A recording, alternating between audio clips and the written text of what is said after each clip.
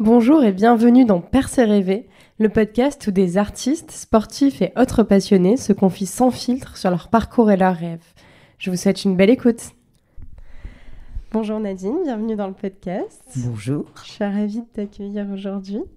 Est-ce que tu peux te présenter, toi, tes activités professionnelles, artistiques Je te laisse t'introduire comme tu veux. Donc, je m'appelle Nadine Delanoë. En ce moment, enfin maintenant, aujourd'hui, je suis adaptatrice de séries, de séries américaines, parfois italiennes, parfois voilà, pour le doublage. Donc j'ai un travail d'adaptatrice. Je suis donc censée retraduire ce qui a été dit dans une langue étrangère le plus près possible, dans un français le plus correct du monde, ou incorrect quand les personnages parlent mal dans leur langue. Il faut que je fasse pareil aussi pour garder leur authenticité. Et en même temps, il faut que ce que j'écris corresponde à leur mouvement de bouche, pour avoir donné l'impression, en tout cas, que c'est eux qui parlent. Alors, j'ai plein de questions. C'est vrai que j'ai l'habitude de commencer par le parcours, mais là, ce que tu dis en me demandant où j'en suis aujourd'hui. Ça, aujourd'hui, j'en suis là. Mais il était une fois. C'est ça. Mais tu vois, c'est vrai que c'est une question que je me suis toujours posée. Comment tu fais pour l'adapter justement au mouvement de bouche? Enfin, c'est quand même une justesse qui est incroyable. Pour adapter les mouvements de bouche, on travaille sur ce qu'on appelle une bande rythmo qui passe sous l'image. Et qui défile au bon rythme, donc synchrone avec l'image. Et il y a avant nous un détecteur qui fait son travail et qui dessine, c'est de très jolis dessins d'ailleurs, la forme des ouvertures en A, des ouvertures en O, qui fait des petites croix pour ce qu'on appelle les demi-labiales, c'est-à-dire les F et les V, ou un trait horizontal pour les labiales, les B et les P. Et les M. Et en fonction de ça, il faut que je trouve des mots qui correspondent à la traduction et qui remplissent ces contraintes de demi-labial et labial. Et si je suis le dessin du détecteur, en principe, ça fonctionne. Et ça, tu l'apprends comment, justement, à lire ces petites croix, ces demi-labiales? Bon, c'est très simple, il y a très peu de signes, en fait. Pour faire les A, c'est un arrondi en creux. Pour faire les O, c'est un arrondi vers le haut, enfin un demi-cercle vers le haut. Pour les A, c'est un demi-cercle vers le bas. Pour les demi-labiales, c'est une petite croix. Et pour les labiales, c'est un petit trait. Ça, c'est rigolo parce qu'on dit souvent que la langue française est une des plus riches en mots. Mais les Français utilisent finalement toujours les mêmes mots, ils en utilisent très peu. Toi, tu dois faire partie des rares Français qui utilisent un dictionnaire bien plus élargi parce que tu es obligé d'utiliser plein de mots. Effectivement, on n'écrit pas pareil quand on écrit un dessin animé preschool. On emploie des mots très simples pour que les enfants comprennent. Si on emploie un mot plus compliqué, on en profite si le mot est expliqué derrière dans l'histoire. Sans ça, si effectivement on écrit un rôle d'avocat, on aura plus de mots compliqués. Si on écrit un rôle de médecin, comme je l'ai fait dans Urgence, j'en ai écrit énormément, on a besoin d'avoir des mots médicaux. Et là, on a souvent intérêt à se rapprocher d'un médecin, ce qui était le cas dans Urgence. On avait quelqu'un qui nous traduisait tout ce qui était médical. Mais en fait, et si on travaille là en ce moment, j'écris une série américaine où il n'y a que des Noirs et qui travaillent plus ou moins dans la mafia. Alors il y en a qui sont plus gentils, il y en a qui sont très méchants, mais ils disent tous horriblement. Enfin, ils ont énormément de gros mots, ils sont très vulgaires. Et il faut aussi que je retraduise ça.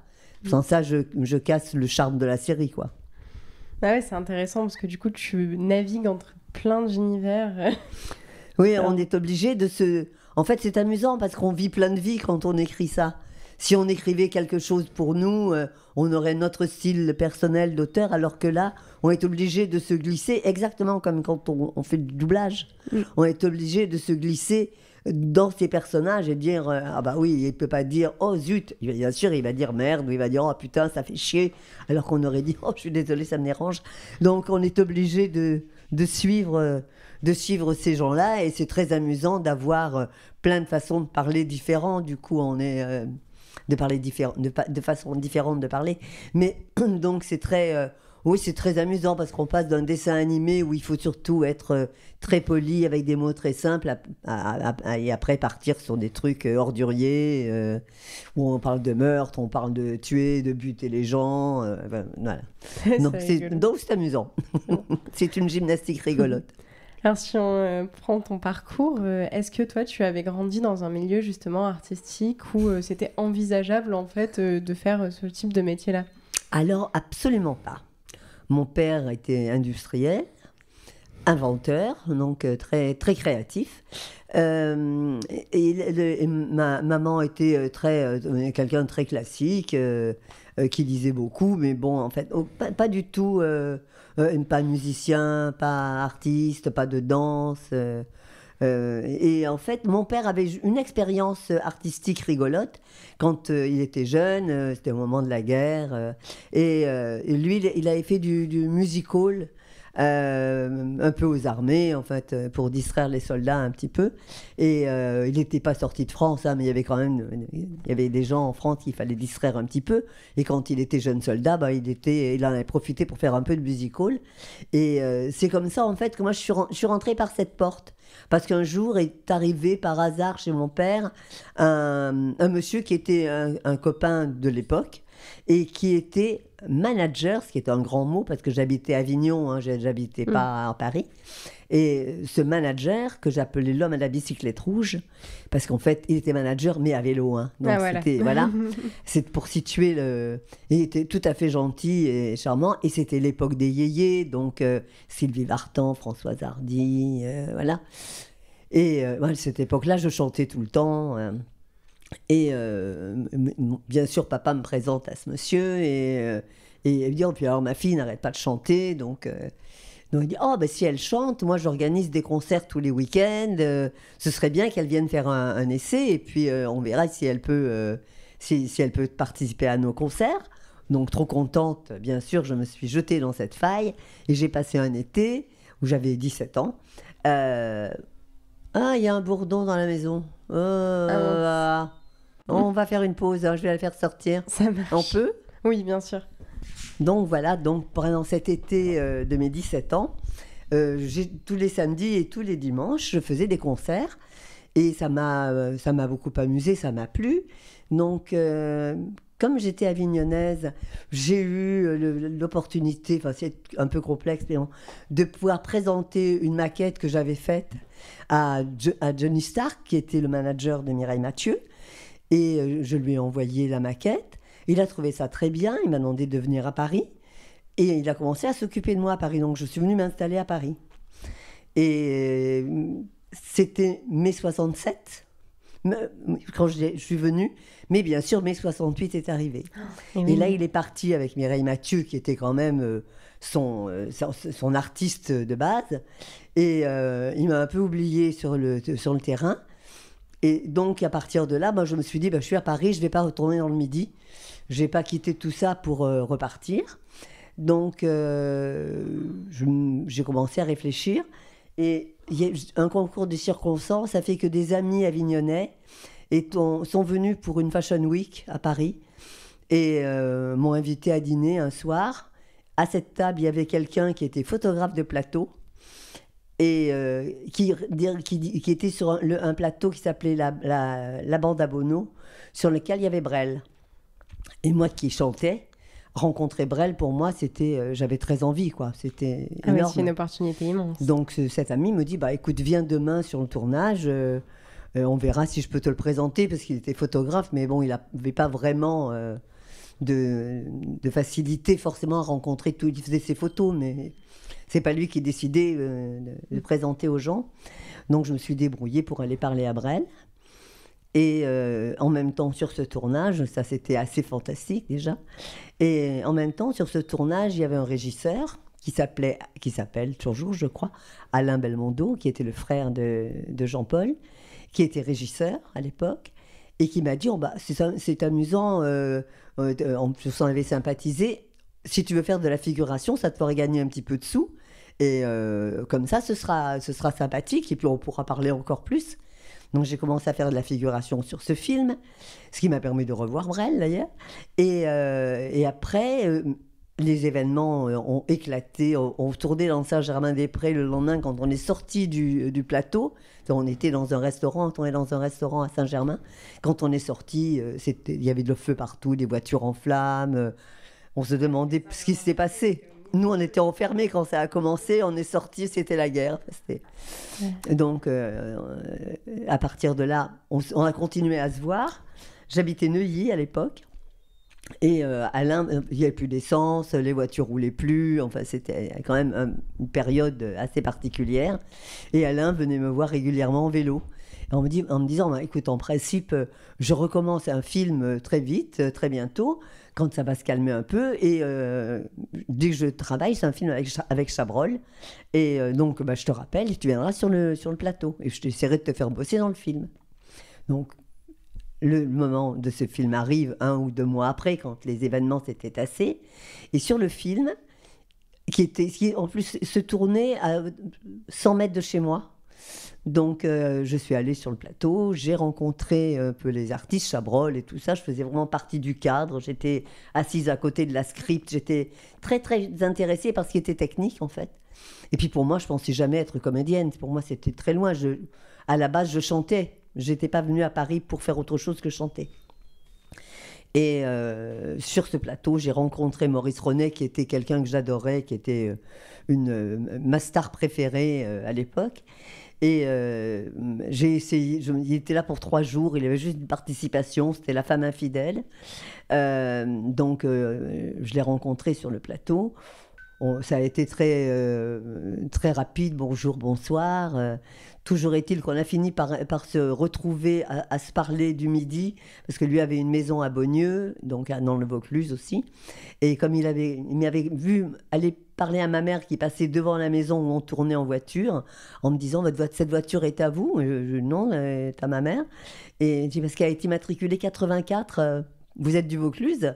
Je dis, oui, je suis avignonnaise. Ah, c'est formidable. Moi, j'ai une maison à Beaunieu. Et on a commencé à sympathiser. Et de fil en aiguille, il m'a dit, ah ben, cet été, si vous descendez dans le Midi, passez me voir à Beaunieu. Il me donne son téléphone, son adresse. Mais si vous venez en août, je ne serai pas à Beaunieu, je serai à Saint-Tropez. Je tourne un film avec Jacques Deray. Et c'était La piscine, avec Delon. Donc, le temps passe, juillet, je descends pas, donc Beaunieu, je rate l'étape Beaunieu. Et en août, je le rappelle, alors j'ai pas pu venir, mais il me dit, bon, c'est pas grave, on se retrouve à Saint-Tropez. Donc, je vais à Saint-Tropez, il me fait venir sur le plateau, il me dit, oh, ce serait bien que tu fasses un peu de figuration, au moins ça te ferait gagner un peu de sous en ce moment en plus. Il me dit, mais devant Deray, on se tutoie, parce que je vais lui dire, tiens, c'est une amie, donc j'ai dit, bon, d'accord, je vous tutoie, promis, voilà. Donc, à partir de là, donc, on a encore plus sympathisé. Et il m'a dit, mais c'est quand même fou, quoi. Tu as un physique qui va être sympathique, tu peux très bien, tu pourrais être comédienne. Je ne suis pas du tout comédienne dans l'âme, quoi. C'est pas mon truc. Il dit, mais si, c'est stupide, je suis sûre que tu pourrais. Écoute, moi, je sais pas, essayer de rentrer au conservatoire. Hein. Mais moi, le conservatoire, pour moi, ça ne voulait rien dire. Je savais qu'il y avait des conservatoires de musique et tout ça, mais le conservatoire, et je ne savais même pas comment on y rentrait, je n'avais aucune idée de ça. Et finalement, donc, il me dit, bah, écoute, je ne sais pas comment on y rentre, je sais qu'il y a un examen d'entrée, mais je ne sais pas comment on fait ça, mais appelle Robert Manuel de ma part, il est professeur au conservatoire, il te donnera les indications. Donc, j'appelle Robert Manuel de sa part, qui me dit, bah, venez passer une audition dans ma classe au conservatoire. Et me voilà passant une audition au conservatoire, et il me dit, bon, écoutez, c'est très bien, c'est sympa ce que vous faites, c'est bien. Vous pourriez peut-être vous présenter l'année prochaine. Oui, d'accord. Mais par contre, vous avez un accent du Midi terrible. Il faudrait que vous l'ayez perdu avant, parce qu'à part jouer Fanny, je ne vois pas ce que vous ferez d'autre. Donc, il me dit, mais je vais vous donner le nom d'un prof qui va vous aider. Voilà, je trouve un prof, une dame qui avait fait la Comédie Française, d'ailleurs, et qui me fait travailler. Et au bout d'un moment, bien sûr, on arrive, je travaille avec elle pendant 3 mois ou 6 mois, 6 mois à peu près, et pour perdre mon accent. Et pour moi, c'est très compliqué. Et elle me dit, on va travailler sur Musset, On ne badine pas avec l'amour. Et avec ça, ça sera bien, tu vas voir, tu vas le perdre. Effectivement, bonjour cousin, j'ai cru m'apercevoir à tort ou à raison que vous me quittiez tristement ce matin. Effectivement, ça a été très très dur de perdre l'accent, c'était compliqué. Et de fil en aiguille, j'ai passé mon concours d'entrée au conservatoire. Ma réplique n'était autre que Gérard Depardieu, qui à l'époque jouait, il était tout jeune comédien, il n'était jamais rentré au conservatoire parce que c'était pas son truc. Et il avait envie, ça l'amusait d'aller voir ce qui se passait. Alors j'avais un copain qui le connaissait bien à l'époque et il me dit « Ah ouais, moi ça m'amuse de faire ça ». Donc on a passé une scène ensemble tous les deux. Et je suis rentrée, lui il me donnait juste la réplique. Et j'ai passé 3 ans au conservatoire. Et après, effectivement, j'ai fait deux comédies musicales, W et Jésus-Christ Superstar. Et en fait, tout ça a commencé à bouger un petit peu. Sortant du conservatoire, j'ai cherché des contrats en allant à la télévision, voir les gens et tout. J'ai tourné un petit peu avec Jean-Christophe Averty, avec Alain Desnaux, avec... Santelli, enfin donc j'ai fait plusieurs dramatiques et tout ça. Et puis un jour, dans une dramatique, une dame m'a dit « Oh, mais c'est bien ce que tu fais. Moi j'aime bien, mon mari est patron de société de doublage. Est-ce que ça t'intéresse ?» Et on en vient, du coup, oui. Au doublage. C'est rigolo. Et je lui dis « Bah oui, je ne sais pas comment ça marche. » Mais il t'expliquera. Tu veux aller passer un essai chez lui ? Ah bah oui, volontiers, bien sûr. Je suis toujours prête pour ce genre d'expérience.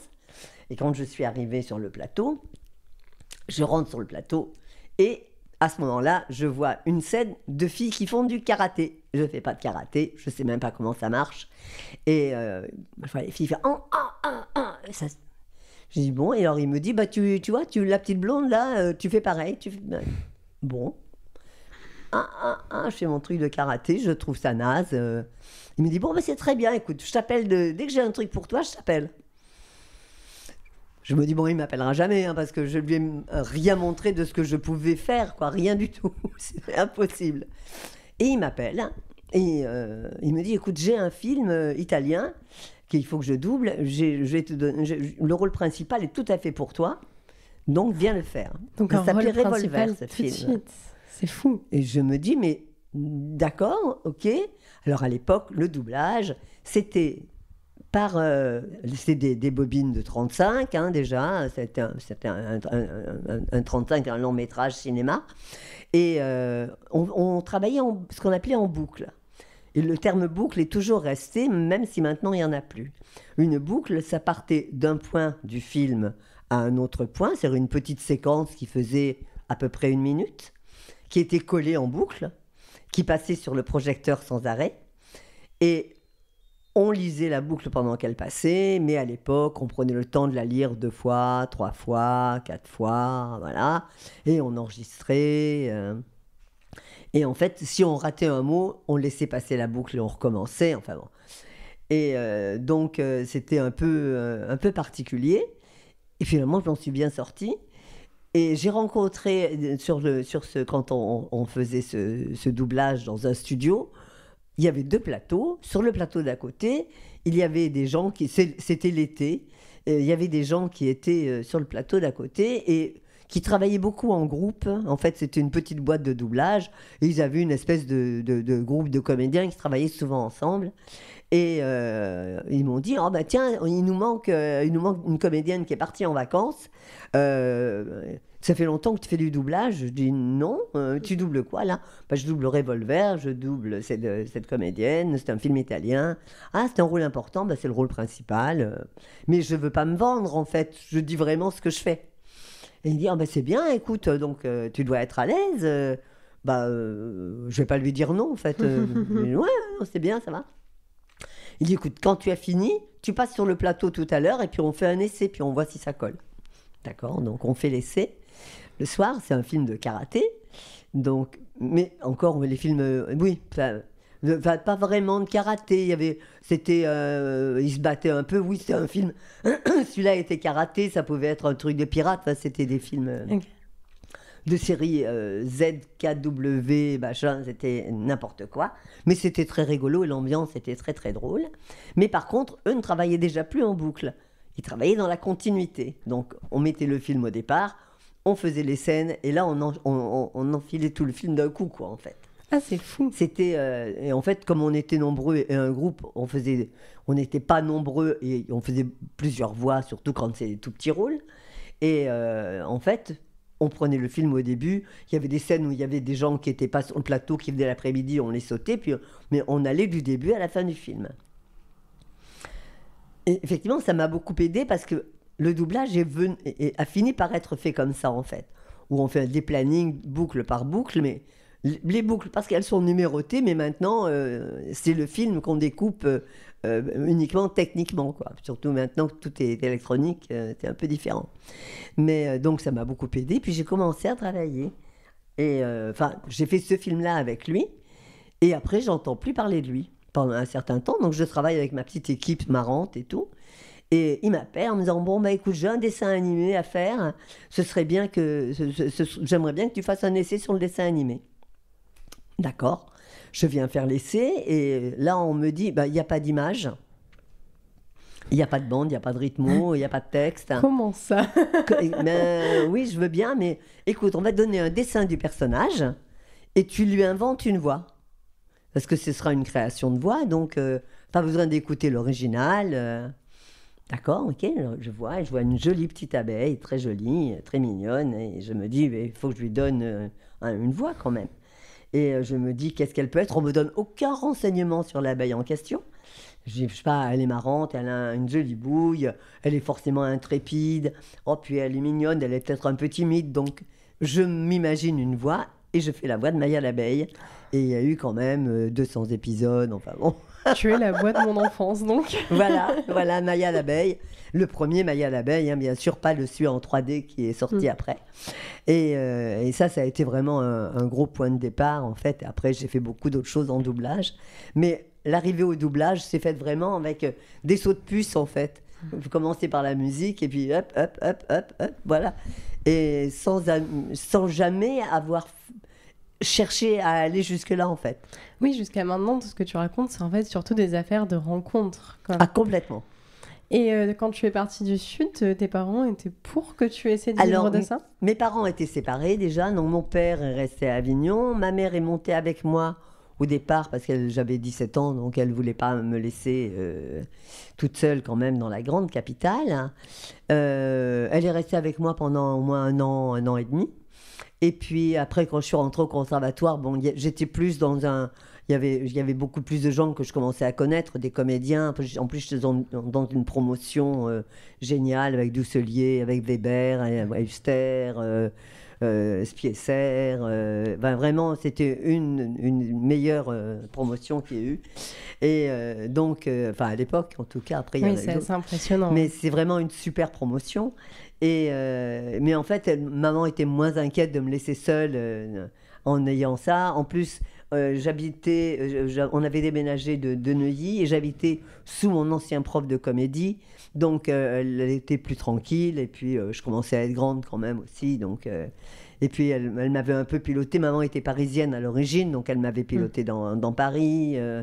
Donc, j'étais beaucoup moins perdue. Mais elle venait régulièrement me voir parce qu'elle a continué à habiter à Avignon. Elle travaillait, elle avait une boutique là-bas, il fallait qu'elle y soit. Donc, elle faisait des allers-retours. Elle remplissait le frigo parce que c'était compliqué. J'avais un repas de base très, très intéressant. C'était des épinards avec des sardines à l'huile que je faisais cuire dans une poêle. Est-ce que tu arrives encore aujourd'hui à manger ce genre de plat? Parce que des fois, tu te dégoûtes de tes plats étudiants. Non, je n'avais pas dégoûté, mais j'avais pas de sous. Alors, et j'avais trouvé à l'époque, au début, j'habitais Neuilly. Il y avait une rue juste à côté de chez nous où il y avait un fruitier, un boulanger, un fruitier, un boucher. Et ils avaient bien compris que je ne roulais pas sur l'or. J'étais là parce que Johnny Stark, au départ, voulait que j'habite à Neuilly, alors que c'était un frais colossal. Et voilà, maman se saignait un peu aux 80 pour payer le loyer. Parce que pour les non-parisiens, Neuilly, encore aujourd'hui, c'est la ville où le salaire moyen est le plus élevé en France. Oui, tout est très, très cher. C'était très, très lourd, en fait. Et donc, je ne mangeais pas toujours aussi bien que j'aurais dû. Et quand j'allais chez le boulanger acheter une baguette de pain, il me disait «Oh, ben tiens, il nous reste des croissants, je t'en donne un». Et quand j'allais chez le fruitier après pour acheter, parce que je n'avais pas de voiture, j'avais pas de véhicule pour aller faire des courses dans un supermarché. Après, j'allais. Et il me disait «Non, mais si tu veux des fruits, en plus, comme c'était très très chic comme quartier, un fruit qui était un peu abîmé, il ne pouvait pas le vendre. Alors tous les soirs, quand je rentrais du conservatoire et que j'arrivais là, après j'étais obligée je passais devant le fruitier et j'avais une caisse qui m'attendait avec des légumes, des fruits. Il me laissait une caisse tous les jours. C'était super génial. Ouais. Le boucher voyait que je mangeais pas beaucoup de viande non plus. Et donc, quand j'y allais, j'achetais une tranche de jambon, un truc comme ça. Mais, oh, écoute, il me reste un steak, je vais te le donner. Enfin, ils m'ont nourri. Les petits commerçants de la rue m'ont nourri. Ouais, tu as eu des rencontres exceptionnelles, en fait. Ah, c'était génial. C'est une très belle histoire. Mais c'était tellement chaleureux de voir ce qu'ils faisaient. Enfin, c'est vraiment bien. À ce moment-là, est-ce que le statut d'intermittent existait déjà? Comment on vivait en fait d'un métier artistique? Comment je vivais? Oui, enfin, je veux dire, est-ce que tu avais un statut intermittent qui te permettait du coup d'avoir quand même un revenu journalier ou pas à cette époque-là? Au conservatoire, j'avais une bourse. Donc ça me permettait déjà elle me permettait d'acheter des bouquins. Parce qu'il n'y avait pas de bibliothèque au conservatoire. Donc, mais moi, en plus, quand je suis arrivée là et que je suis rentrée au conservatoire, j'étais très, très ennuyée parce que je voyais tous les élèves qui étaient là, qui avaient fait la rue Blanche avant et qui étaient hyper théâtreux, enfin, qui connaissaient tout. Et moi, je ne connaissais du théâtre que ce que j'avais appris à l'école, en fait. Des extraits de pièces, un peu le Cid, un peu... voilà. J'avais 3-4 trucs sur lesquels me raccrocher, mais de là à dire, en arrivant, oui, moi, tu comprends, à l'examen, premier examen, là, je vais passer la scène 3 de l'acte machin. Je ne savais même pas de quoi il parlait. Je disais, ah oui, c'est bien, formidable. Donc, je rentrais chez moi. Le premier truc que j'ai acheté, c'est les œuvres intégrales de Molière, Racine, Corneille, Marivaux. Je me suis acheté une bibliothèque complète et je me suis mise à lire parce que moi j'étais matheuse, j'étais pas du tout littéraire. Et là j'ai passé mes nuits à lire. C'est des gros bouquins, c'est pas aussi fin que la Pléiade, mais c'est quand même écrit très petit. Et donc pour pas m'endormir, je m'asseyais sur une serviette mouillée sur ma chaise pour ne pas m'endormir. Je m'asseyais sur pour tenir toute la nuit. Réussir à lire une pièce entière, quoi. Et tous les jours, je lisais plusieurs pièces pour essayer, mais pour me souvenir de ce qui se passait, de ce qui se disait, de ce qui était qui, où, quand je mélangeais les personnages. Enfin, c'était très, très compliqué pour moi. Mais bon, après 1 an de travail acharné sur les bouquins, je commençais à connaître un petit peu, c'était bien. Mais j'étais pas du tout, à la base, moi je voulais être chanteuse. C'était bien, final, c'était la mode des yéyés, donc c'était cool. Mais là, c'était pas cool, c'était du boulot. C'est vrai, au final, tu n'as plus essayé, en fait, après, de revenir à la chanson. Si, puisque j'ai fait 2 comédies musicales. Ah oui, c'est vrai, oui. Pendant que j'étais au conservatoire, d'ailleurs. Ce qui m'a coûté mon examen de sortie, parce que le directeur du conservatoire m'a interdit de concourir. C'est vrai? Oui. Parce que tu avais fait une comédie musicale? Non, il m'a dit, vous ne passerez pas votre concours. Vous avez joué 2 comédies musicales. C'est quoi de jouer avec des gens qui jouent de la guitare électrique? On est dans un endroit où on apprend le théâtre classique. Donc, vous ne pourrez pas concourir. Je n'ai pas pu concourir, mais j'ai donné des répliques à mes copains.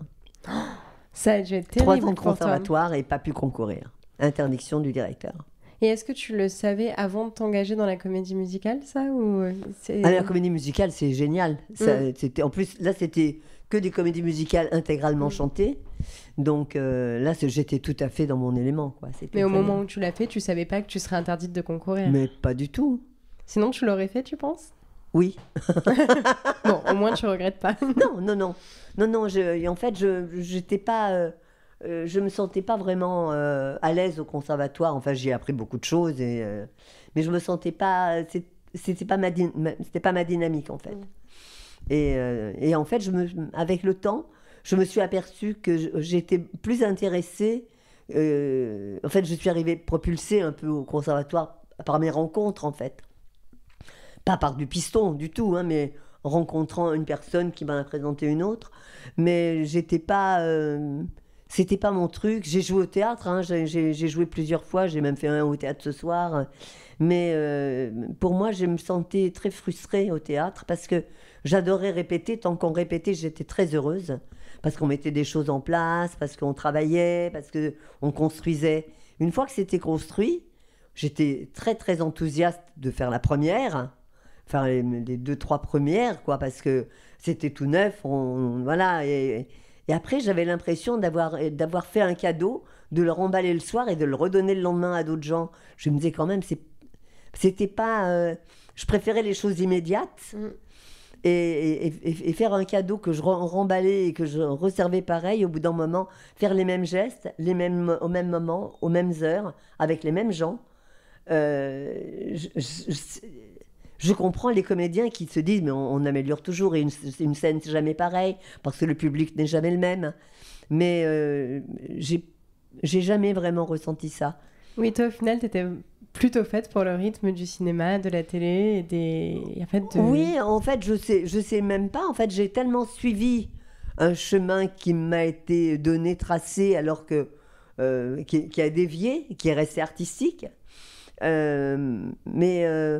je préférais effectivement un tournage parce qu'on travaillait avant, on répétait la scène, voilà, ça me plaisait bien ça parce que c'était fait, on avait fait le cadeau, il était en boîte et après c'est normal que les gens revoient le même cadeau. Mais moi, cette sensation, ça me frustrait. Je disais, mais je veux bien faire une pièce, mais pourvu qu'elle marche pas, quoi, dans ma tête. Ouais, je vois Si je la bien. joue Déjà, la jouer un mois, pour moi, c'était... Quand ça m'est arrivé, bien sûr.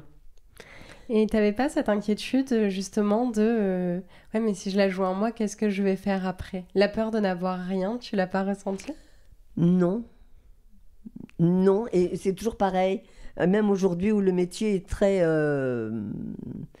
touché, enfin le métier en tout cas du doublage est très touché avec les IA, même ça, euh, j'arrive... Il y a des moments où aussi je m'inquiète en me disant waouh, le compte en banque qui baisse, waouh, c'est compliqué, qu'est-ce qu'on va faire? Mais non, je crois qu'à partir du moment où on a choisi ce métier qui est tellement du funambulisme en fait, on doit rester sur le fil. On apprend à vivre avec, en fait. C'est ça, oui, oui, je crois qu'on apprend à vivre avec et que, en tout cas, je sais pertinemment que je n'aurais pas pu passer ma vie à travailler de 9... j'aurais pas pu passer... Pardon. Non, vas-y, je t'en prie. J'aurais pas pu passer ma vie derrière un bureau, en arrivant à 9h du mat dans un bureau, en allant déjeuner à 13h, en recommençant à 14 et en rentrant chez moi à 18h30, quoi. Ça me tentait pas. Mais j'avais pas vraiment de... Je crois que ça m'aurait... Il y a un truc que j'aurais aimé faire, parce que après, quand le temps passe, on prend voilà. En plus, j'ai la chance de beaucoup bosser au niveau du doublage, aussi bien en tant qu'auteur, en tant que comédienne, en tant que directrice artistique. Donc j'ai vraiment touché un peu à tous les métiers du doublage. Mais quelque chose qui m'aurait plu, moi, c'est les choses vraiment plus techniques. Quand je vois les gens qui font de la restauration d'art, par exemple, je me dis ça, j'aurais aimé. Ou faire du stylisme en couture, ou faire il fallait que ce soit créatif, en fait. Alors effectivement, quand on est créatif, qu'on bosse dans le métier de la couture, on a sûrement énormément de métiers aussi, que ce soit les petites mains, ou que ce soit la création, ou le dessin. Si j'avais pas pu créer quelque chose, je crois que j'aurais pas été... je me serais pas épanouie du tout, en fait. Et est-ce que ce métier de création sans horaire, il a été facile à tenir avec une vie de famille, justement? Pardon, j'ai pas compris ta question. Ce métier de création dans lequel t'as pas d'horaire, est-ce qu'il a été facile à tenir avec une vie de famille, un enfant Le doublage est venu justement quand j'ai eu ma fille. J'étais bien contente de l'avoir parce que j'étais toute seule pour l'élever et que c'était très compliqué pour moi de me dire je vais... ou je pars en tournée avec elle, ou je vais faire du théâtre en tournée avec elle. J'avais personne pour la garder sur place. J'avais maman qui était revenue à Paris, bien sûr, à l'époque, mais j'avais pas fait un enfant pour que ce soit ma mère qui l'élève, quoi. Et j'ai failli partir. Enfin, j'ai passé une audition avec un copain comédien à l'époque où Robert Hossein montait son théâtre à Reims. Reims, oui, c'est Reims. Et il m'a proposé de partir parce que j'avais passé une audition avec quelqu'un et c'est moi qui l'a retenu. Et j'ai réfléchi, j'ai fait le pour, le contre et j'ai dit non, je vais rester à Paris, je vais finir le conservatoire en servant du conservatoire comme excuse, hein, en disant non, je vais finir, mais alors qu'en fait, non, puis d'un seul coup, je ne me voyais pas être dans un truc où il y avait des pièces de théâtre où on devait en apprendre 4 en même temps, faire, enfin, comme travail à la Comédie Française, quoi, avec des roulements, je me disais, mais non, quoi, je ne vais pas être heureuse. Ouais, c'était très clair pour toi, ça. Et j'ai des amis qui adorent le théâtre et j'ai aucun problème avec le théâtre. Ça m'amuserait plus maintenant parce que ce serait une expérience que j'aimerais faire.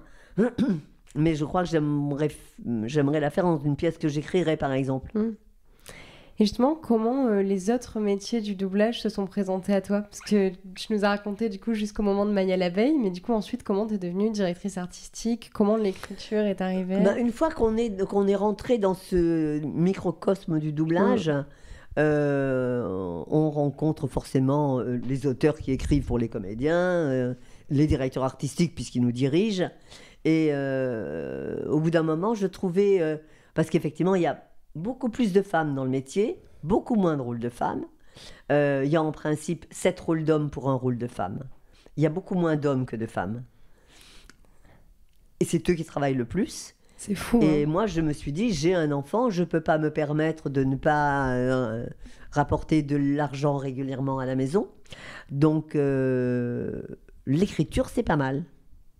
En plus, ça ne m'empêche pas d'aller sur les plateaux. Et en même temps, même si j'écris pas beaucoup, ce sera un complément. Parce qu'en tant que femme, les rôles importants, il n'y en a pas énormément. Avoir de gros cachets, quand on est sur une série, quand j'étais sur Chapeau melon et bottes de cuir, bon, c'était bien. J'étais contente. Ça a duré quand même un certain temps. Quand j'étais sur Santa Barbara, ça a duré des années. Mais donc là, on a des cachets qui tombent régulièrement puisqu'on est dessus toutes les semaines. Mais par contre, quand d'un seul coup une grosse série s'arrête comme ça, on se dit ouais d'accord, mais là bon j'ai un cachet là. Si on a 2 cachets, 3 cachets dans la semaine, c'est déjà bien. Si les cachets sont tout petits, parce que c'est vraiment voilà, parce que même quand on a fait des trucs importants, on fait aussi des petits rôles parce qu'on peut pas toujours avoir les premiers rôles. Et je me dis, mais j'aime le doublage, je commençais à bien comprendre le système de l'écriture. Donc, je suis allée voir une boîte avec laquelle je bossais en disant, tiens, j'aimerais bien essayer d'écrire. Est-ce que tu pourrais me donner un épisode à essayer, quoi, parce que je sens que je pourrais le faire, et voilà. Et donc, c'est cette société, s'appelait comment à l'époque? Je ne sais pas, en fait, c'était une société qui était à Saint-Ouen, pardon. Et en fait, qui m'a donné ma chance d'écriture sur un Tarzan. Un très très vieux Tarzan, parce qu'ils avaient racheté, une chaîne avait racheté les vieux Tarzans. Et donc j'ai commencé par écrire un Tarzan. Alors, c'était très très drôle, parce qu'à l'époque, les gens n'avaient pas de machine. Là, on a des ordinateurs et on a l'image. À l'époque, quand on écrivait un film, on allait dans la boîte de doublage, on se faisait projeter l'épisode, on prenait des notes. Alors bien sûr, il y avait toujours la bande rythmo qui explique quand on ouvre et quand on ferme. Mais il faut se souvenir à peu près du film. On n'avait même pas une cassette à l'époque pour regarder la cassette. C'est une Donc difficulté folle. On écrivait ce qu'on appelle à plat. Donc en se servant juste des mouvements des bouches dessinées par le détecteur. Donc il fallait lui faire une confiance aveugle puisqu'on n'avait pas l'image. Et moi, j'étais jamais sûre. Alors, j'avais un miroir à côté de moi et je regardais les dessins et je regardais ma bouche, quel mouvement elle faisait. Et c'était très compliqué. Après, j'ai pris l'habitude d'écrire comme ça parce qu'on écrivait tous comme ça. Après, on a commencé à avoir des cassettes sur le magnétoscope. On pouvait regarder. Donc déjà là, on avait un point de repère. Il y a des scènes dont on se souvenait très bien, puis d'autres dont on ne se souvenait pas. Donc on allait rechercher l'image pour voir le sentiment, pour voir, on voyait... Du coup, c'est quand même beaucoup plus visuel, c'était mieux. Après ça, j'ai acheté une machine pour écrire, parce qu'on n'avait pas encore les bandes de rythmo sur les ordis. J'ai acheté une machine pour laquelle j'ai écrit les Animaniacs, où j'ai écrit Urgence, où j'ai écrit tout ça. Donc j'ai beaucoup, beaucoup, beaucoup écrit. Et un jour, dans une boîte pour laquelle je bossais pas mal, j'ai dit, ben, est-ce qu'un jour, je pourrais essayer de diriger un plateau, parce qu'à la base, je suis comédienne, donc je peux peut-être transmettre des bonnes idées aux comédiens, et le doublage, je connais, je sais quand c'est synchrone ou pas, donc on m'a dit, oh, bah, tiens, oui, d'accord. Je sais pas quel est le premier truc que j'ai dit, ça, je me souviens pas de ma première direction, pas du tout, mais je l'ai faite. Et c'était un téléfilm, forcément, c'était un unitaire en fait. Donc c'était forcément un téléfilm, peut-être de Noël, un truc simple. Donc ça s'est bien passé, donc du coup on m'a redonné du travail, et puis après donc, j'ai dirigé énormément de séries. Mais donc j'ai un peu touché à tous ces métiers, quoi. J'ai l'impression en tout cas que tu es quelqu'un qui a un caractère... je sais pas si tu as confiance en toi dans la vie de tous les jours, mais j'ai l'impression que tu as beaucoup confiance en toi, en tout cas dans ton travail. Tu es toujours allé proposer le niveau au-dessus. J'ai l'impression que t'es pas quelqu'un qui a eu peur de faire quelque chose qu'elle n'a jamais fait encore. Non, parce que comme j'ai demandé de le faire en me disant je l'ai jamais fait, ils savaient au départ que j'avais pas fait. Hein. Non, j'ai plutôt confiance en moi. En fait, j'accuse jamais les gens d'avoir fait une faute à cause de moi, quoi. Okay. Quand j'ai fait un truc qui est pas bien, je vais le dire. Là, l'autre jour, j'ai eu un problème sur une série que j'ai découvert moi toute seule, en fait. Et donc, j'ai vite appelé, alors que je connais plein de gens qui n'auraient pas appelé, qui auraient dit, s'ils ne remarquaient pas, je ne dis pas. Alors que j'ai trouvé ça stupide. En fait, je me suis fait confiance pour un nom que j'avais donné à un personnage. C'est pas un personnage, c'était un truc dans la série, mais c'était un nom qui revenait. Et que j'ai écrit pendant la même série, la série des Noirs américains et de la mafia. Et ce nom est arrivé très tôt dans la série. On était à la 6e saison, là. C'est arrivé très, très tôt. Et je me dis, qu'est-ce que j'avais mis sur le moment, je me suis posé la question, parce qu'on n'a pas parlé pendant peut-être une série, quasiment toute une saison. Et je me dis, mais qu'est-ce que j'avais mis ? Zut, je m'en souviens plus. Je regarde dans la Bible, et comme une idiote, je ne l'avais pas marqué dans la Bible. Donc j'appelle ma co-auteure, on est deux. Je dis, tu te souviens comment on a appelé ça ? Elle me dit non. Tu l'as noté dans la Bible ? Elle me dit non. D'accord.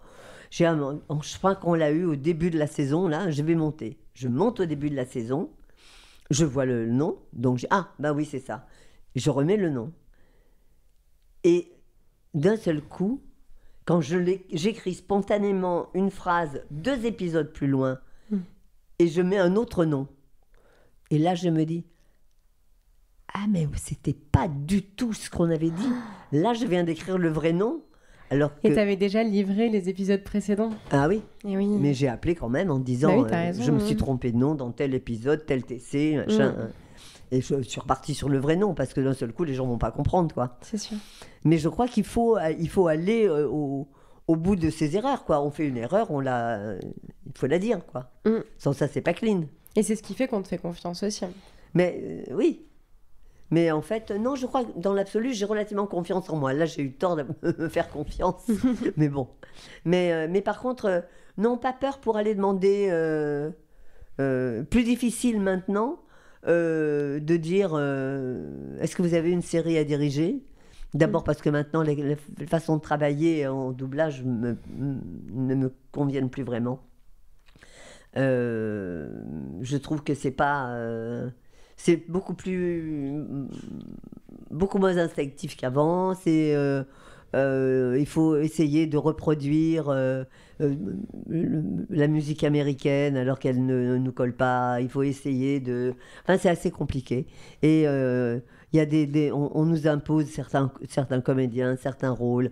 À partir du moment où on peut pas faire son équipe, j'ai pas envie, quoi. Du coup, tu fais plus du tout de doublage maintenant, t'évolues plus dans ce milieu? Non, j'en fais plus. Ça s'est arrêté tout doucement. Et puis maintenant, j'ai plus vraiment envie. La façon dont on le fait maintenant, depuis le Covid en plus, c'est terrible parce que à l'époque du Covid, on n'enregistrait que seul au micro pour propager la maladie. Et du coup, ça a aidé énormément. Ça a plu à beaucoup de comédiens et qui disaient pendant le Covid, on le faisait, on peut continuer. Là, tu me bloques toutes mes boucles en une journée, c'est bien. Et moi, depuis le Covid, je dis, tiens, un doublage Covid. Et on a toujours des doublages Covid. Alors maintenant, de temps en temps, on a des scènes qui se répondent parce qu'on peut avoir quelques comédiens à la barre.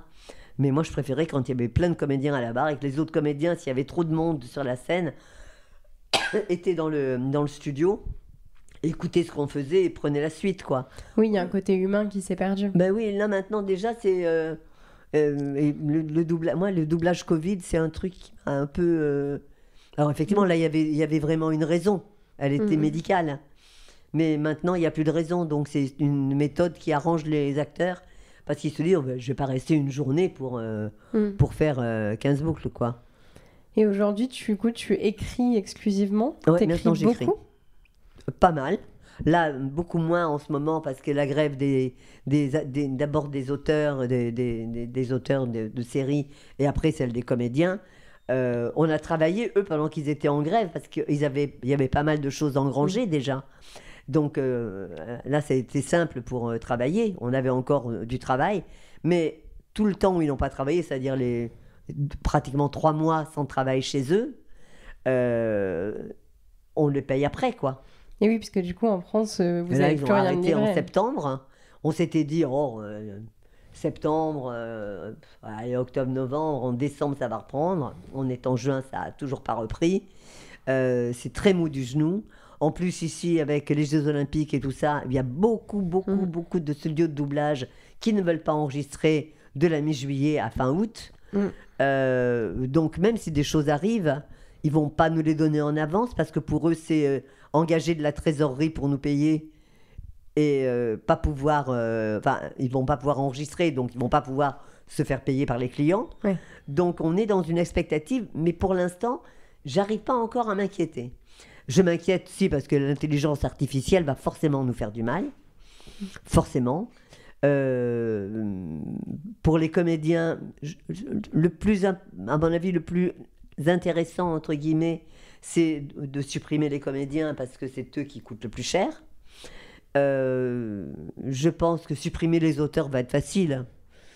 Mais je pense que même si l'intelligence artificielle, ne parlons pas là des comédiens, parlons des auteurs, je pense que même s'il y a une intelligence artificielle qui écrit, elle ne saura pas pourquoi, parce qu'en fait, elle est c'est bête. un algorithme. Elle est l'intelligence artificielle.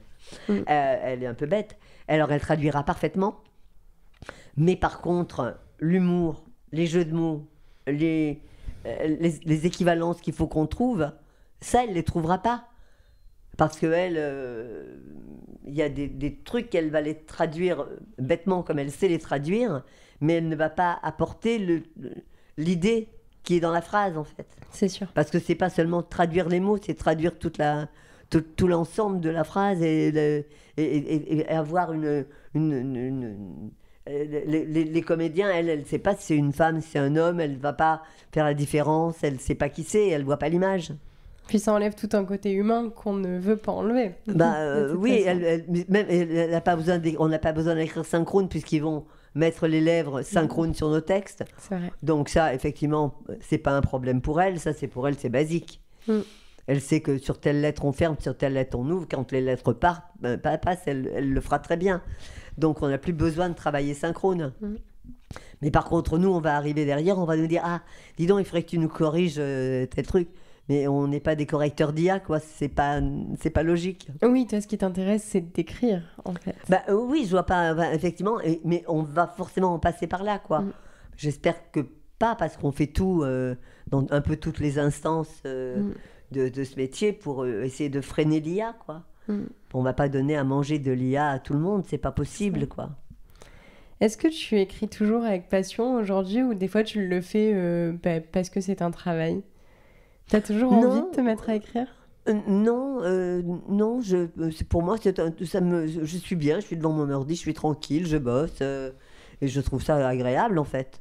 C'est jamais vraiment une routine dans la mesure où on change de série, où on change d'écriture, on écrit en même temps une série policière, un dessin animé, donc on passe de l'un à l'autre. Il n'y a pas vraiment de routine. Mm. Les séries de dessins animés, des fois, elles durent plusieurs années, mais malgré tout, chaque fois, l'histoire est différente. Donc, il y a pas vraiment de lassitude. Et aujourd'hui, on parle beaucoup de la surcharge de travail, du burn-out, de ce qui peut arriver quand justement on est embauché sur plein de projets en même temps. Nous, on travaille seul chez nous. Le burn-out, il vient souvent du manque de communication avec les gens pour lesquels on travaille. Et donc, ça, c'est quand même compliqué. On a l'impression qu'on n'est pas du tout sur la même longueur d'onde. On essaie de leur expliquer pourquoi on a écrit ça ou pourquoi on l'a joué comme ça. Alors, ils sont moins... Avec les comédiens, c'est moins flagrant, mais quand on travaille seul, quand on est auteur, on a l'impression que on n'a pas compris. Donc, de temps en temps, moi, quand j'écris, je mets sur la bande, en tout cas, une note de l'adaptateur, quoi, en disant, ben voilà, pourquoi, surtout ne changez pas ce mot-là parce qu'il revient à la fin, s'ils prennent le truc dans l'ordre, mais s'ils commencent par l'autre bout, parce que c'est plus facile pour leur planning, je remets la même phrase à l'autre bout, en disant, le mot est arrivé avant, le mot reviendra après. Donc, sans ça, ils sont capables de changer des trucs en plateau, et après, on dit, ah ben oui, mais ça colle pas. Ah ben non, ça colle pas, effectivement. Mais c'est ça, c'est en fait le manque de communication. Et en fait, le manque de communication est souvent aussi un problème C'est-à-dire qu'on travaille pour une société de doublage qui a des clients. Les sociétés de doublage n'aiment pas qu'on leur passe au-dessus pour parler directement aux clients, de peur qu'on devienne les auteurs du client et plus d'eux, en quelque sorte. C'est-à-dire que le client nous trimballe dans une autre boîte de doublage, en fait, alors que les clients, eux, ne demandent qu'une chose, c'est qu'on leur parle directement. Donc, on est toujours entre la chèvre et le chou, quoi. On ne sait pas du tout. Et ça, c'est très compliqué, parce que quand il faut poser une question à son chef de produit, qu'il envoie à la personne qui corrige cette série, et que cette personne qui corrige cette série se dit ah, ouais, c'est un peu compliqué la question, je vais peut-être demander à quelqu'un d'autre, je vais faire un sondage dans le bureau. Et en fait, la question qui aurait demandé une réponse quasi immédiate pour que nous, on ne s'arrête pas de bosser, ben on a la réponse 4 jours après, quand on ne l'a pas, après. Et oui. Quand ça a été enregistré.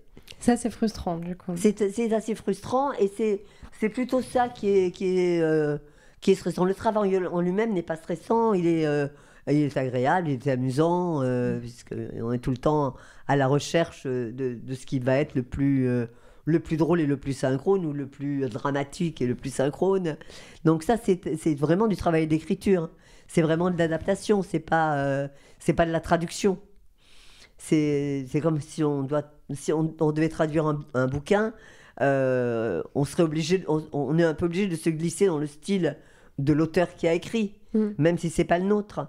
Comme quand on est comédien, on est obligé de se glisser à l'intérieur du personnage qu'on incarne. On change pas de voix. Dans un dessin animé, oui, parce qu'il y a une vraie création vocale. Mais moi, quand des gens me disent « Tu peux me faire la voix de Purday ?» je dis bah oui, je te la fais là. Oui, c'est ta voix. Et dit non, mais on la reconnaît pas. En pub, je me souviens, on avait fait une pub avec Jean Berger qui faisait John Steed et qui nous avait appelé. Il y avait une pub qui était faite pour les annuaires. Et on voyait rien, on voyait une blonde avec les cheveux coupés comme ça, et qui était par terre et qui regardait les petites annonces, des pages jaunes, et qui cherchait des fleurs ou des bijoux et tout ça. Et un homme dont on ne voyait que le bas du parapluie, qui était censé être John Steed, et qui disait « Ah, je vois bien ce que tu regardes. » Enfin, Et donc, nous, avec Jean, on lit la scène, on l'a fait, et voilà, on a l'image de la pub, c'est une pub télé. Et là, on a 5 décisionnaires qui disent « Ah, c'est pas vraiment la boîte Purday, c'est pas vraiment la boîte Steed non plus, hein. Vous pouvez pas nous faire la boîte Steed et la boîte Purday ?» Et ça a duré 2 heures, quoi. 2 heures, et on leur a dit « Mais on peut pas, parce qu'on change pas nos voix. » C'est ça. En fait, ce qui vous donne l'impression qu'on change nos voix, c'est que on suit un personnage à l'image, qu'on parle dans son rythme parce que c'est écrit à son rythme, qu'on a sa respiration, qu'on a son jeu parce que on est obligé de l'incarner avec notre corps aussi. On est obligé d'être dans la vérité de l'image qu'on a. Même si Jean était quelqu'un de très élégant, il en rajoutait quand même pour être John Steed, parce qu'il voyait bien sa prestance, il voyait bien... Alors bien sûr, c'était très proche de lui, comme Purday était assez proche de moi. Vocalement, surtout, on avait une similitude. Mais c'était très drôle, parce que ces publicitaires n'arrivaient pas à comprendre. On dit, nous, là, on est obligé de faire avec ce qu'on a, c'est-à-dire un texte. Et le texte, on ne peut pas lui impliquer un rythme qui n'est pas le nôtre et qu'on ne peut pas refaire. Et oui, c'était très compliqué. Mais en fait, les gens comprenaient très bien la pub parce que vraiment, c'était tellement visuel. Mais pour nous, ça ne l'était pas, quoi. C'était très drôle. Et une autre question que je me pose du coup sur ces métiers-là, c'est justement quand tu fais de l'adaptation, tu parles pas forcément la langue initiale du film. Comment toi on te donne justement le texte qui est en fait l'idée?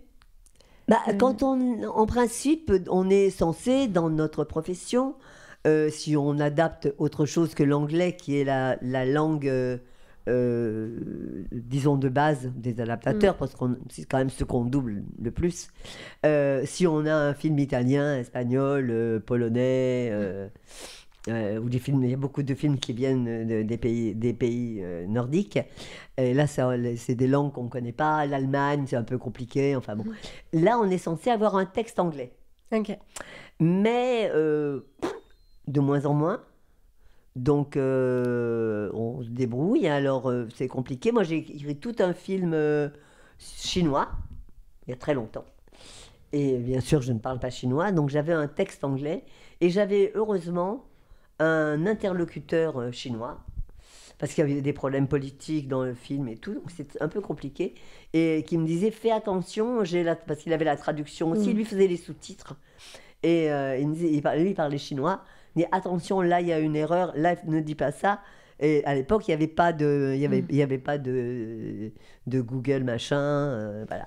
Maintenant c'est vrai que de temps en temps on se sert de ces ustensiles, mais avec tellement de peur. Ça aussi, c'est l'intelligence artificielle. Et on ne peut pas lui faire confiance. Hein. C'est clair, on ne peut pas. Ouais, pas toujours. On voit bien que ça traduit n'importe comment, quoi. Tu parles l'anglais couramment, du coup? Je le parle je le parle avec un accent à la Maurice Chevalier. Je ne parle pas italien, 3 mots. Pas du tout espagnol. Et alors, en tout cas, pas les pays nordiques. L'Allemagne, j'ai fait des trucs allemands, j'ai fait de l'allemand à l'école, donc je le parle pas bien, mais il y a quand même des constructions qui me sont habituelles. Et en plus, l'allemand est très facile à écrire parce qu'au niveau du synchronisme, on est très près c'est très près de nous. C'est l'allemand, l'italien, l'espagnol. C'est pas trop compliqué à adapter parce qu'on a un peu le même rythme. Par contre, j'ai fait à une époque, parce que c'était la grande mode, des soaps brésiliens, des séries comme ça. Et là, c'était insensé parce que, contrairement à l'anglais, enfin, nous, on met plus de textes en anglais qu'en français quand même, à peu près 20% de plus de textes français que sur un texte anglais. Mais alors là-bas, on en mettait plus de 50, il manquait 50% du texte, quoi. Ah oui, c'est fou. Il fallait qu'on brode. C'était de la grande broderie. Donc on restait dans l'idée, c'était du coup très redondant parce que, alors on avait aussi un texte anglais, mais qui traduisait que ce qui avait été dit, et c'était très sommaire et c'était un peu compliqué. Très compliqué quand on doit travailler sur des langues qu'on ne connaît pas du tout quand même. Oui, c'est sûr. Mais il y en a quand même pas énormément. Enfin, il n'y a pas énormément de produits qui viennent. On a beaucoup de produits anglais, de produits américains.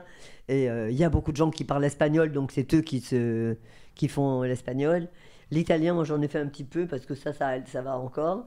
L'espagnol, moi je veux pas. En plus, c'est très compliqué parce que, comme c'est souvent des films américains dans lesquels il y a de l'espagnol, Ah oui, c'est vrai. c'est Oui. très compliqué parce que c'est pas des Espagnols, c'est des Sud-Américains. Eh oui. Alors déjà là, on n'est plus dans l'espagnol du tout.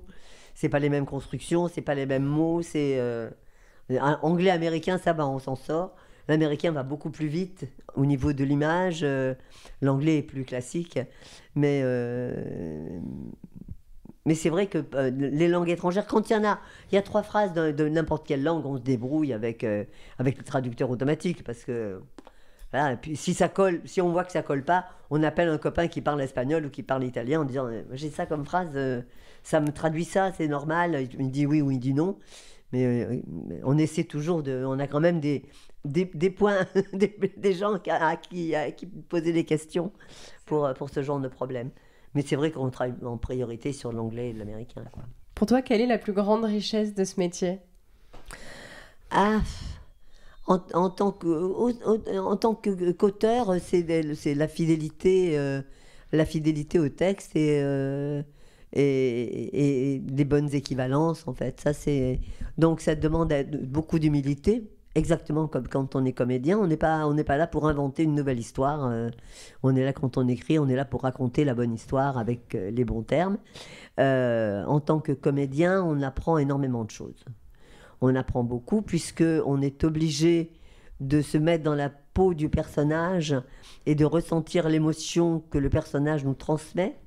Donc, c'est-à-dire de lire, on est obligé de lire ses sentiments, on est obligé de comprendre son arrière-pensée. Donc, c'est plus facile de doubler un bon comédien qu'un mauvais. C'est sûr. Parce que là, on est un peu piégé parce que le sentiment n'y est pas, ou donc on apporte ce qu'on a en nous. On essaie de jouer la situation, alors qu'en fait, c'est pas forcément ce que le mauvais comédien a joué. Mais quand on travaille avec des bons comédiens, c'est quand même souvent le cas. Ça nous demande de passer. On rentre avec pudeur dans le comédien, parce qu'on n'est pas vraiment derrière, on n'est surtout pas devant. On essaie d'être à l'intérieur, qu'on essaie d'incarner en sachant ce qui s'est passé avant, parce que même quand on arrive au milieu d'un film, on demande quand même pourquoi elle en est là. Sans ça, on ne peut pas tellement tout décrypter. Mais il faut qu'on décrypte et ses gestes, et ses attitudes, et sa façon de penser, et son sentiment, et savoir quel est son caractère de base, pour savoir pourquoi elle l'exprime comme ça. Donc ça demande une espèce de connaissance de l'autre. Donc ce qui aide, je trouve, dans la vie à communiquer après avec les gens. Oui, c'est une forme d'intelligence émotionnelle.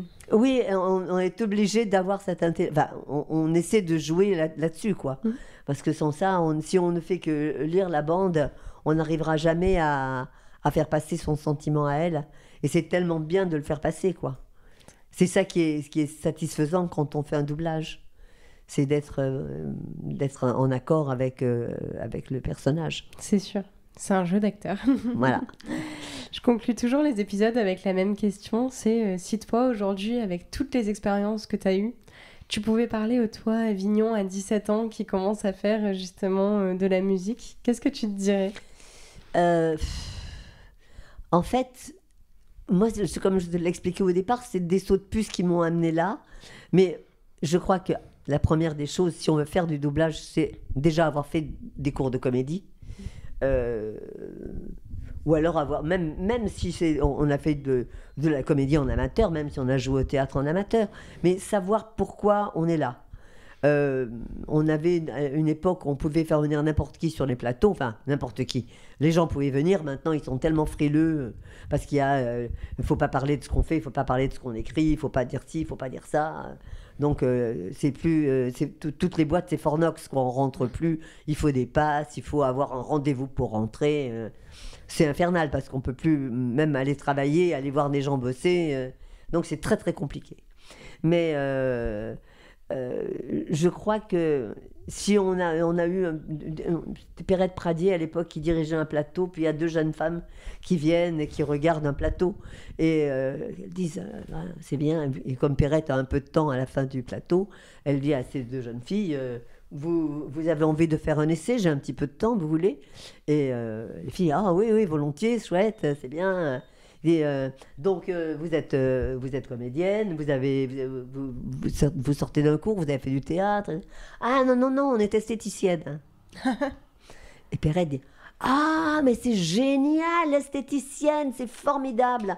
Je vous fais faire un essai, mais alors à une condition, hein, c'est que je puisse venir faire un soin de maquillage chez vous, mais que que ce soit moi qui fasse le soin. Hein. Vous me le faites pas. Moi je le fais sur une cliente. Hein, c'est bien. Hein. Vous pensez ça va être génial si je fais ça.